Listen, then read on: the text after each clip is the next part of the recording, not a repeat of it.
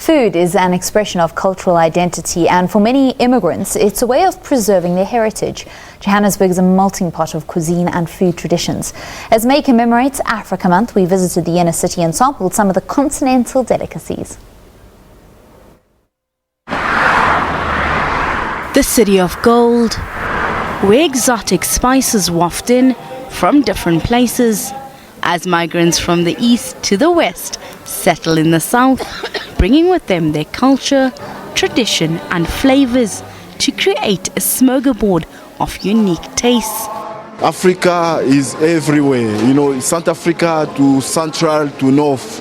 You'll find almost the same ingredient to cook your food. I feel like food tells a lot about someone. So the way they are able to express themselves through their dishes tells me that they are rich in their culture. They've got a very rich culture and they pride themselves in making their food. Africans were vegetarians, were vegan people, farmers, people who used to plant, and they believed in their fields as well, you see. So the reason we are doing that, we are also bringing back the consciousness of the people, where they come from, and what they used to eat, and we are breaking down the colonial diet.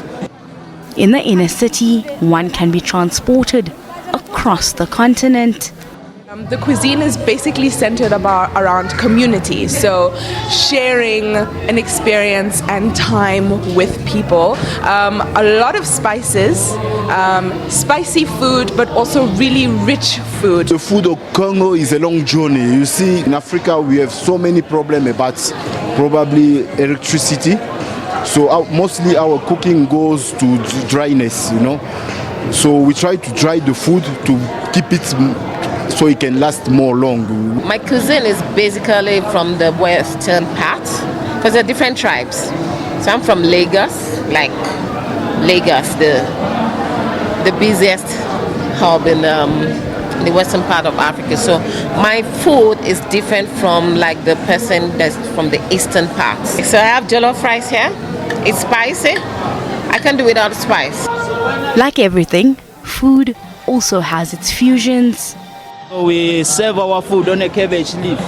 That's what also makes it very special. That we are totally biodegradable, We have introduced the cabbage leaf as a trend, in the city of Johannesburg, because the food must be trendy. And every meal must end, but not before a warm drink. The coffee ceremony is deeply entrenched in the Ethiopian culture, and it's more about keeping things communal, and for them it's really important. So they gather people around. Coffee is always served with popcorn. You roast together, you grind together, you drink together from the same pot.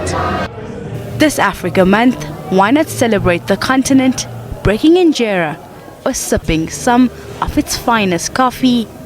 Hasina Gori, SABC News, Johannesburg.